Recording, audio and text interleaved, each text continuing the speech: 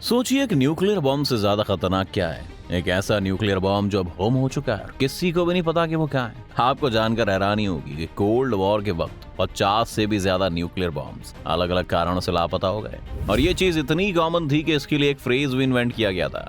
Military उन्हें broken arrows कहती थी। कैसे हुए न्यूक्लियर बॉम्ब्स होम, और अब ये कहाँ है, और क्या ये इतने खतरनाक हो सकते हैं, आज जानेंगे हम इस वीडियो में। तो अंत तक बने रहिएगा हमारे साथ। लेकिन वीडियो शुरू होने से पहले अगर आप इस चैनल पर नए हैं या आपने अभी तक इस चैनल को सब्सक्राइब नहीं किया है तो चैनल को सब्सक्राइब करना और बेल आइकॉन दबाना ना भूलें। Lost in a farmland. जिस पहले इंसिडेंट की हम बात कर रहे हैं ये हुआ था 24 जनवरी 1961 के दिन, जब 8 सर्विसमैन और 2 मार्क 39 थर्मो न्यूक्लियर बॉम्ब्स के साथ एक B-52 Stratofortress plane North Carolina की पेट्रोलिंग कर रहा था। ये वो समय था जब ये डर हमेशा लगा रहता था कि सोवियत यूनियन अमेरिका पर कभी भी अटैक कर सकता है, इसलिए इस रिस्पॉन्स के लिए हमेशा रेडी रखा जाता था इसे। जब ये प्लेन हवा में रिफ्यूल हो रहा था तो टैंकर एरोप्लेन के क्रू ने उन्हें बताया कि उनके प्लेन से फ्यूल लीक हो रहा है और उन्हें मिशन अबॉर्ट कर देना चाहिए। ये लीक धीरे धीरे खतरनाक होता चला गया और प्लेन वापस से एयरफोर्स बेस की तरफ जाने लगा। लेकिन तभी उसका एल्टीट्यूड कम होने लगा।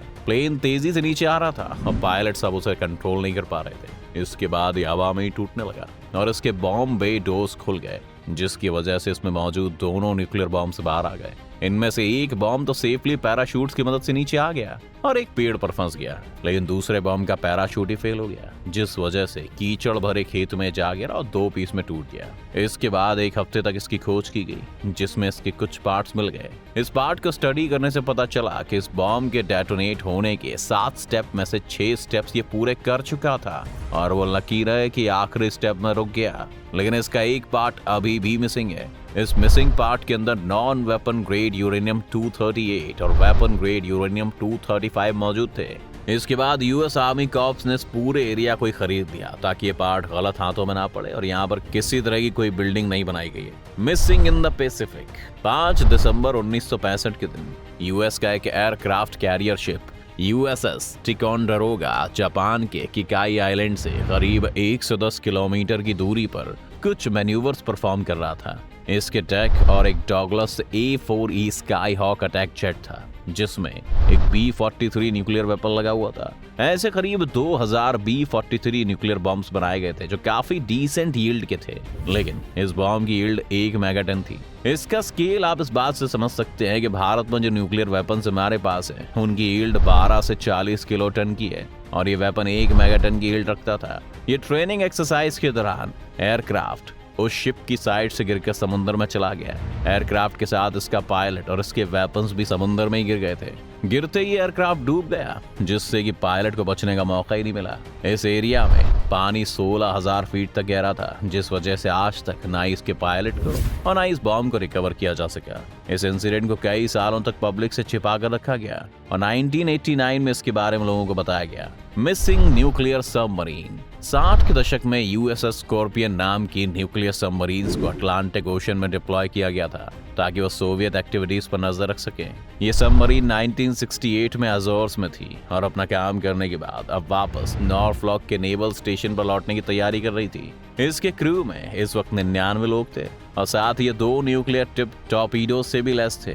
इसके अलावा इसका पूरा प्रोपल्शन सिस्टम भी न्यूक्लियर एनर्जी से ही पावर होता था। 20 और 21 मई में स्कॉर्पियन ने कई सारे रेडियो सिग्नल स्पेन तक पहुंचाने की कोशिश की, लेकिन वो सफल नहीं हुए। लेकिन फिर ग्रीस में उनका कांटेक्ट हो गया और यहाँ से इसके आखिरी मैसेजेस अमेरिका तक फॉरवर्ड किए गए। इसके 6 दिन बाद इस सबमरीन को ऑफिशियली मिसिंग रिपोर्ट कर दिया गया और एक रेस्क्यू मिशन को लॉन्च किया गया। ये सबमरीन इसके बाद 10,800 फीट की गहराई में फिर एजोर्स से 592 किलोमीटर की दूरी पर मिली, लेकिन क्रू का कोई भी मेंबर नहीं बच सका। अब इस सबमरीन को ऊपर तो नहीं लाया जा सकता था, इसलिए आज भी ये अपने 2 न्यूक्लियर टॉर्पीडोज के संग उसी समुद्र में पड़ी हुई है। ये सबमरीन क्यों इस तरह डूबी, ये आज भी एक मिस्ट्री है। बॉम्ब एक्सप्लोडेड इन ग्रीनलैंड। 1968 के साल में ग्रीनलैंड में एक और हादसा हुआ। यूएस एयरफोर्स का एक रूटीन क्रोम डोम मिशन चल रहा था, जिसके तहत 12 B-52 प्लेन्स ग्रीनलैंड में गश्त लगा रहे थे। इन सभी प्लेन्स में न्यूक्लियर वेपन्स मौजूद थे। इनमें से एक प्लेन का कॉल साइन होबो 28 था। होबो की क्रू को प्लेन के अंदर ठंड लगनी शुरू हो गई थी, जिस कारण उन्होंने डिसाइड किया कि वो प्लेन का ब्लीड वाल्व खोल देंगे, जिससे कि इंजन मैनिफोल्ड से एडिशनल हीट कैबिन के अंदर आ सके। इसके बाद कैबिन को ज्यादा ही गर्म होने लगा और हीटिंग वेंट के पास मौजूद कुछ कुशन्स में आग लग गई और पायलट्स इस आग को नहीं बुझा पाए। धीरे धीरे कैबिन के अंदर धुआं फैलने लग गया और क्रू को इमरजेंसी लैंडिंग करनी पड़ी, लेकिन लैंडिंग का ऑप्शन भी अब जा चुका था और इसीलिए उन्होंने इसे प्लेन से रिजेक्ट कर दिया और ये जलता हुआ B-52 प्लेन नॉर्थ स्टार बे में बर्फ में जा गिरा। इसके अंदर उस वक्त 1.1 मेगाटन के यील्ड वाले 4 न्यूक्लियर बॉम्ब्स मौजूद थे और इम्पैक्ट के कारण इनमें से एक के एक्सटर्नल एक्सप्लोसिव में धमाका हो गया और प्लेन के पार्ट्स के साथ साथ कई सारा रेडियो एक्टिव मटेरियल भी पूरे इलाके में बिखर गया। अच्छी बात तो ये थी कि कोई भी न्यूक्लियर एक्सप्लोजन नहीं हुआ, लेकिन जलते हुए जेट की वजह से आइस पिघल गई और इसके पार्ट्स काफी गहरे समुद्र में चले गए। इन सभी पार्ट्स की खोज की गई तो पाया गया कि एक न्यूक्लियर बॉम्ब अभी मिसिंग है। थ्योरी ये है कि वो आइस में मेल्ट होने से समुद्र के काफी नीचे चला गया होगा, लेकिन आज तक उसे रिकवर नहीं किया जा सका है। Soviet submarines. अमेरिका की बात काफी हो गई दोस्तों, अब चलिए सोवियत यूनियन की तरफ चलते हैं। 80 के दशक में बरमूडा से कई 100 मील दूर K-219 नाम की एक Soviet Yankee 1 nuclear submarine routine patrolling कर रही थी। इस शिप में 2 न्यूक्लियर रिएक्टर, पावर प्लांट्स और 16 बैलिस्टिक मिसाइल्स थी और हर बैलिस्टिक मिसाइल के ऊपर 2 अलग न्यूक्लियर वॉरेट्स लगे हुए थे। ये power packed machine Soviet navy की शान थी और 15 साल पुरानी थी। सब कुछ सही जा रहा था कि अचानक से एक शिप में एक एक्सप्लोजन हुआ और इसकी एक मिसाइल ट्यूब में आग लग गई। इसके बाद पानी धीरे धीरे सबमरीन के अंदर घुसने लगा, जिससे कि मिसाइल के फ्यूल टैंक भी डैमेज हो गया और इनमें भी बाद में आग लग गई। सबमरीन के क्रू ने इसे एक न्यूक्लियर सेफ स्टेट में डाला और पूरी सबमरीन को पानी के ऊपर ले आए, जिसके बाद एक रशियन फाइटर ने आकर इसे टो करने की कोशिश की। सबमरीन में इतना डैमेज हो गया था कि दूसरी तरफ से क्रू भी कोशिश कर रहा था कि इसमें और पानी ना भरे और गैस लीक ना हो, लेकिन इस सबमरीन को सेफली वो तट तक नहीं ला सके और आखिरकार ये डूबकर 18,000 फीट की गहराइयों में समा गई।